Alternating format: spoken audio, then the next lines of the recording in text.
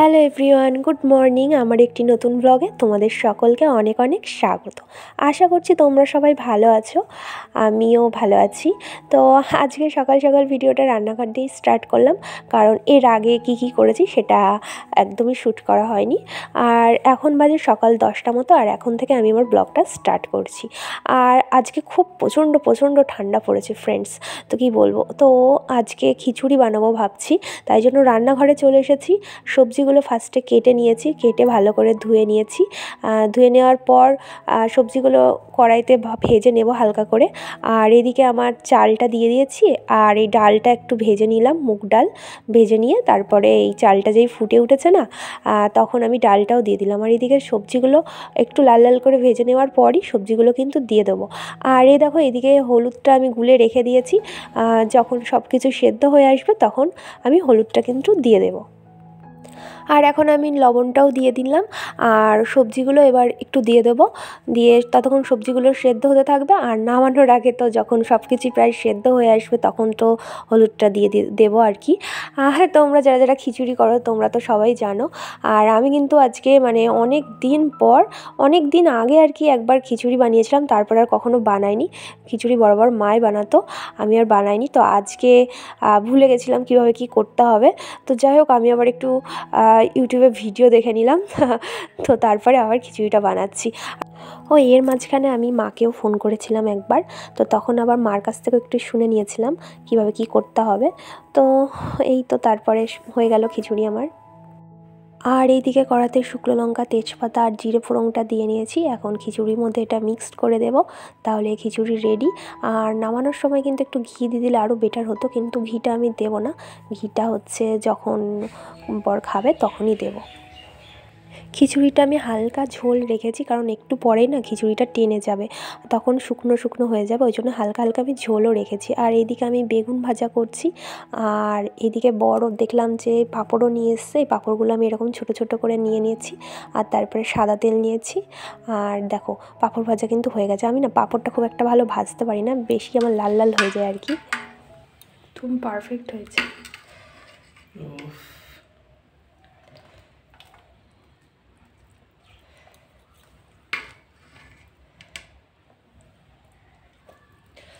হলুদটা ঠিক আছে, পারফেক্ট, দারুণ হয়েছে।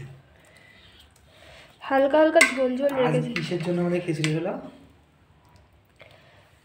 আজকে রামচন্দ্রের প্রাণ প্রতিষ্ঠা করা হবে অযোধ্যায়, তাই ভাবলাম আজকে হচ্ছে খিচুড়ি রান্না করি।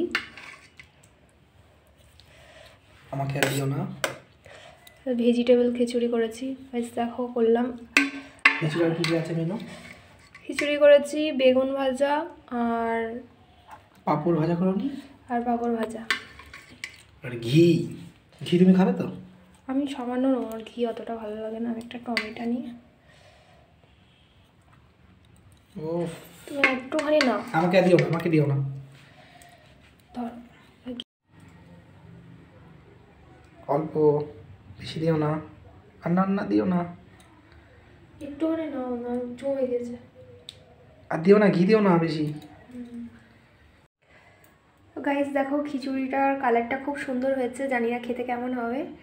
তো এই দেখো আমি অল্প করে নিয়েছি, আর পাঁপড়টা পরে নেব। পাঁপড় এই টিফিন বাটির মধ্যে আছে। চলো, হয়েছে বলো? দারুণ, হ্যাঁ খুব সুন্দর হয়েছে, পুরো ভেজিটেবলে বানালে। তো গাইস এখন আমরা খাওয়া স্টার্ট করব, চলো আবার পরে দেখা হচ্ছে। দেখো কখন থেকে সাজছে, আর কতক্ষণ? কখন থেকে সাজছি, কেবলই তো আসলে মোটামুটি হয়ে গেছে, অনেক 2 ঘন্টা লাগে। চুলটা বাঁধলেই হয়ে যাবে। আমার একটু পরেই বেরোবো। ওই লাইটটা বন্ধ করো না। থাক, আমার এটা অসুবিধা হচ্ছে তো, কারেন্ট চলে গিয়েছিল তখন আমি পিছন ক্লিপ খুঁজে পাচ্ছি না। এখানে অসুবিধা হচ্ছে। ড্রেসিং টেবিল খাটটা সব ইয়ে হয়ে যায়। লাইটটা বন্ধ করো এটা।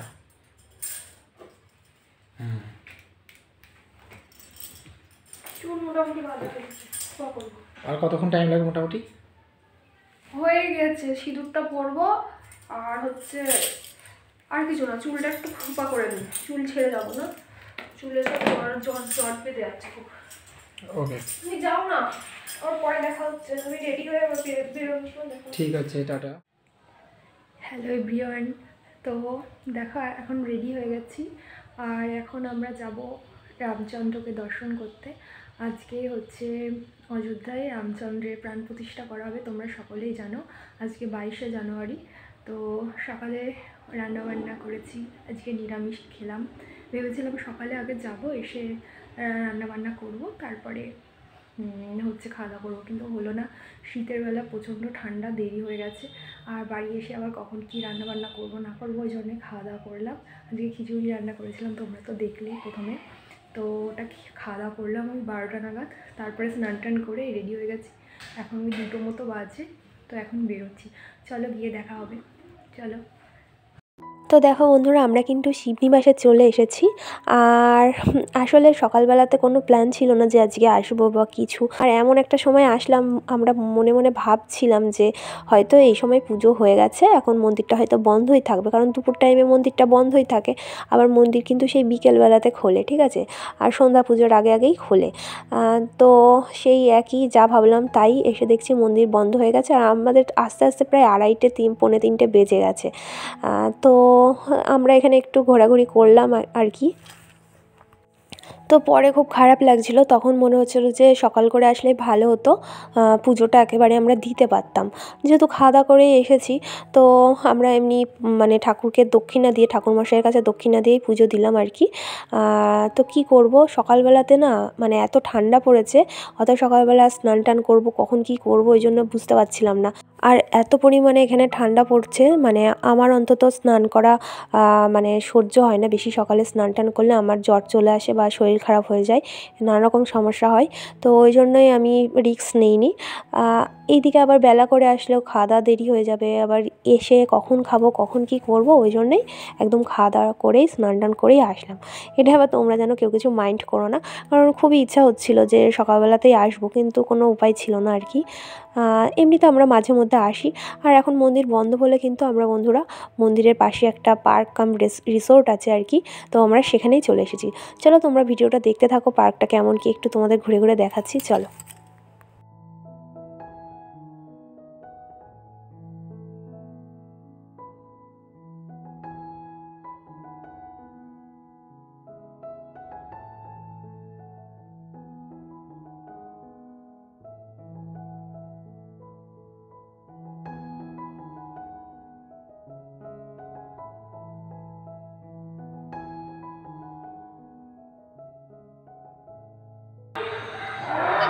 আজকে আমরা পার্কে চলে এসেছি শিবনিবাসে। এখন মন্দির বন্ধ বলে 3:30টার সময় মন্দির খুলবে, তখন আমরা যাব মন্দিরে। আর এখন তাই জন্য ভাবলাম পার্কে আসা হয় না, আজকে একটু পার্কটা ঘুরে নিই, তারপরে যাওয়ার সময় মন্দিরের ঠাকুরকে দর্শন করে তারপরে বাড়ি যাব। চলো পার্কটা তোমাদেরকে একটু ঘুরে ঘুরে দেখাই কেমন কি, আর এখানে আমরা একটু বসবো ঘুরবো। চলো ভিডিওটা দেখতে থাকো। তো গাইস দেখো, এখানে পার্কের মধ্যে এসেই না একটা বসার জায়গা রয়েছে, মানে এইরকম সোফার মতো একটা মানে চেয়ার রয়েছে, একটা টেবিল রয়েছে সামনে, আর আমরা এখানে বসে পড়েছি। মানে খুব সুন্দর পার্কটা। তোমরা যদি কখনো শিবনিবাসে আসো, মন্দিরের একদম পাশেই এটা পার্ক কাম রিসোর্ট, দুটোই একসাথে আর কি। তো দেখো, তো মন্দিরের সামনে কিন্তু আজকে বন্ধুরা কীর্তন হচ্ছে, একদম যেহেতু রিসোর্টটা মন্দিরের পাশেই, তো আওয়াজটা ওই জন্য খুব বেশি আসছিল। তো ওই জন্য আমি আবার ভয়েস ওভার দিলাম।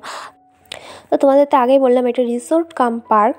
তো দেখো এইটা হচ্ছে এই জায়গাটা আর কি খুবই সুন্দর, আর এর ভেতরে কিন্তু অনেকগুলো রুম রয়েছে, আর রুমগুলো খুব সুন্দর করে সাজানো রয়েছে, জানলা দিয়ে দেখাও যাচ্ছে।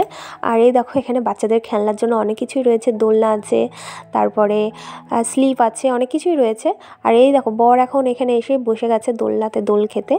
আর দেখো বেশ মানুষজন অনেকেই এসেছে। আর পার্কের টিকিটের দাম কিন্তু 20 টাকা করে, ঠিক আছে। আর বাইক পার্কিং করলে বাইকের আলাদা চার্জ আর কি। আর আজকের দুপুরের ওয়েদারটা খুবই সুন্দর ছিল। সুন্দর বলতে রোদ উঠেছে, মানে শীতকালে যদি রোদ না ওঠে কেমন লাগে না, রোদ উঠলে কিন্তু খুব ভালো লাগে। আর ওয়েদারটা বেশ এখন গরম গরমই লাগছে। সকালের দিকে এত প্রচণ্ড কুয়াশা পড়েছিল, কি আর বলবো, মানে সকাল থেকে রোদ উঠতে প্রায় 12টা বেজে গেছে। তো পার্কে আমরা ওই আধ ঘন্টা মতো ছিলাম, তারপরে মন্দিরের গেট খুলে দিল। তো তখন আমরা বেরিয়ে আসলাম আর কি। আর এই টাইমটুকুনির মধ্যে আমরা অনেক ভিডিও বানিয়েছি। এই চানাকুনাদের সাথে দেখা হলো, চানাকুনারা আমাদের অনেকগুলো ভিডিও করে দিয়েছে। দাঁড়াও, কি নাম বল? হ্যাঁ, দীপ্তেশ দাস। তো গাইস দেখো, এই চানাকুনাগুলো আমাদের কিন্তু ভিডিও করে দিয়েছে, খুব সুন্দর আর খুব ভালো।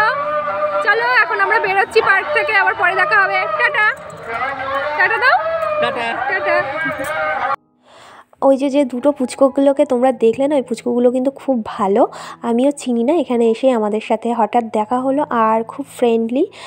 ওখানে কিন্তু আর একটা পুচকেও ছিল, 3জন ছিল। ওরাও দোল খেতে এসেছিলো দোলনাতে। যখন বর আমাকে দোলনাতে দোল খাওয়ার ভিডিও করে দিচ্ছিলো, তখন ওরাও দোল খেতে এসেছিলো। আর আমি ওদেরকে বললাম আমাদের দুটো ভিডিও করে দিবি। আর ওরা না কি খুশি, যেই বলেছে কে ফোন ধরবে, এই নিয়ে ওদের মধ্যে মানে গণ্ডগোল হচ্ছে। তো তাই যাই হোক, ওরা আমাদের অনেকগুলো ভিডিও করে দিয়েছে আর ওরা খুব খুশি। আর দেখো তারপরে কিন্তু আমরা পার্ক থেকে বেরিয়ে আসলাম। আর আসার সময় না ওদেরকে ক্যাডবেরি আমি কিনে দিতে পারিনি, কারণ ওখানটাতে কোনো দোকান ছিল না। আবার বেরিয়ে আসার সময় দেখছি দোকান আছে। তো যাই হোক, ওদেরকে আমরা টাকা দিয়ে এসেছিলাম। আমি বললাম লজেন্স খাস। আর দেখো তারপরে কিন্তু মন্দিরে চলে এসেছি। আর মন্দিরে এসে দেখছি মন্দিরের অনেক মানুষজন আবার চলে এসেছে, আর ভিড়ও হয়ে গেছে।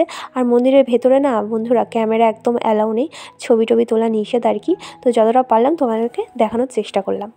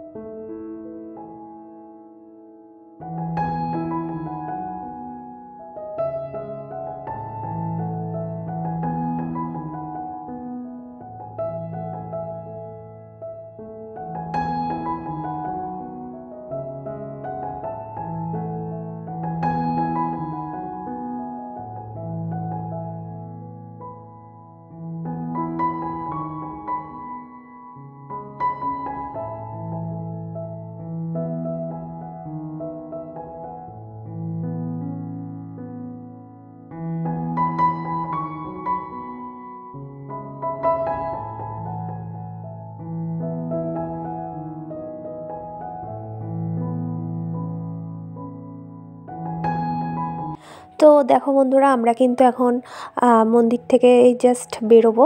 তো বেশ আমাদের খুব সুন্দর সময় কাটলো।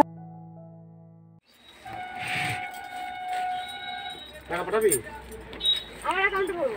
এইটাও ভালো লাগছে, এটাও সুন্দর, এটা নাও। এটা খুলে দেখবো কখন? তাই বললাম তো। খুলো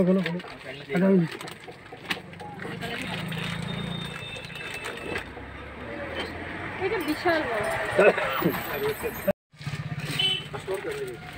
এইটা সে মোটাদের নাই, আমার মনে হচ্ছে না। 60 ইঞ্চি নাই, ফ্রি সাইজে। ফ্রি চাই না, কালারটা খুব ভালো লাগছে। চুয়ান্ন জোর তোমার গায়ে লাগবে। এইটা একটু খুলে দেখ। এইটা ঠিক আছে, এইটা ঠিক মনে হচ্ছে। না না একই। একই।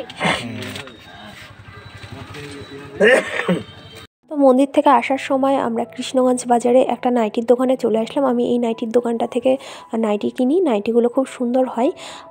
তো ফুল স্লিভস নাইটির আমার একটা খুব প্রয়োজন ছিল, একটা রয়েছে, ওটার রঙটা ফেড হয়ে গেছে। আর বাড়ি এসে বর খিচুড়িটা বেশি করেই করাচ্ছিল, খিচুড়ি খেয়ে নিয়েছে। আর আমি আর খিচুড়ি খাইনি, আমি এই যে চা পাউরুটি মুড়ি এইসবই খেয়ে নিলাম। তো তারপরে বন্ধুরা সন্ধ্যাবেলাতে এই যে আমি একটু রামচন্দ্রের ওই যে ছবিটা তোমরা দেখতে পাচ্ছ অযোধ্যা মন্দিরের, ওই ছবিটা তো আমরা সবাই পেয়েছি। তোমরা কে কে ছবিটা পেয়েছো তোমরা অবশ্যই কমেন্ট করে জানাবে। ছবির সাথে ছিল চাল, তারপরে আর একটা কার্ড ছিল, অনেক কিছুই ছিল, আমাদের কাছেও এসেছে। তো সেই ছবিটাকে দিয়ে আমি সুন্দর করে সাজালাম। আর 5-6টা মতো প্রদীপ জ্বালালাম। প্রদীপগুলো সব জায়গাতে, তুলসী তলা থেকে শুরু করে ঘরে, বারান্দায়, বিভিন্ন জায়গায় প্রদীপগুলো দিলাম। আর এখানে 2টো প্রদীপ রেখেছিলাম। আর তারপরে ধূপ দেখালাম, ফুল টুল দিলাম। আর এখন আমি বন্ধুরা জয়রাম শ্রীরাম 108 বার জপ করছি। আর তারপরে আমি হনুমান চালিসাও পাঠ করব, তারপরে গায়ত্রী মন্ত্রটাও পাঠ করব। তো এভাবেই আমি আজকে রামচন্দ্রের কাছে পুজোটা আর কি এভাবেই দিলাম। তো তোমরা কে কে আজকে পুজো করেছো অবশ্যই কিন্তু জানাবে। আর আমার ভিডিওর মধ্যে যদি কোনো ভুল ত্রুটি হয় তোমরা যেন প্লিজ কেউ কিছু মনে করো না, কারণ আমি যতটা পারলাম আমি নিজের থেকে আর কি করার চেষ্টা করলাম, এটুকুই আর কি।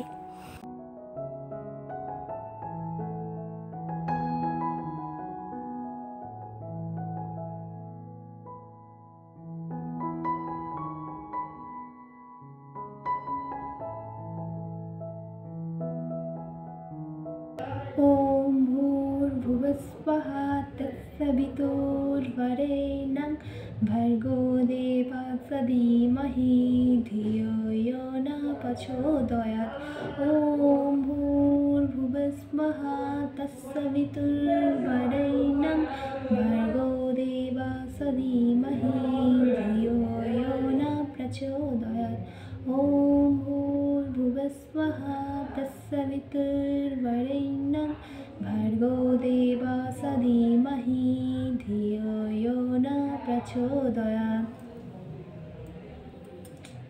जय श्री राम। बिनु सत्संग विवेक न होई, राम कृपा बिनु सुलभ न सोई।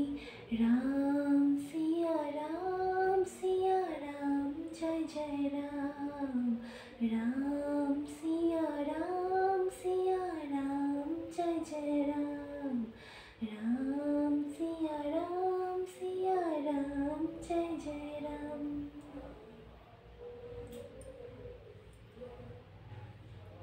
जय श्री राम। তো বন্ধুরা বাড়িতে এসে বরকে খেতে দিলাম, খেতে দিয়ে আমি আর কিছু খাইনি, আমি চা খেয়েছিলাম একটু। চাটা খেয়ে সন্ধ্যা হয়ে গেল। সন্ধ্যাতে এই যে আজকে রামচন্দ্রের প্রাণ প্রতিষ্ঠা বললামই, তার সন্ধ্যাবেলাতে আজকে প্রদীপ জ্বালানো ছিল, তো প্রদীপ জ্বালালাম, ঠাকুরকে ধূপ দেখালাম, আর হচ্ছে এদিকে কী বলবো, গায়ত্রী মন্ত্র পাঠ করলাম, হনুমান চালিসা পাঠ করলাম, এগুলোই করলাম সন্ধ্যাবেলাতে। দিয়ে এখন এই যে মুখ টুক ধুয়ে ফ্রেশ হবো। তো আজকের ব্লগটা তোমাদের কেমন লাগলো তোমরা অবশ্যই কমেন্ট করে জানাবে। যদি ভালো লেগে থাকে তাহলে প্লিজ একটু সাবস্ক্রাইব করে পাশে থেকো, আর লাইক কমেন্ট শেয়ার করতে একদম ভুলবে না যেন। চলো আজকের ব্লগটা আমি এখানেই শেষ করছি। সবাই ভালো থেকো, টাটা।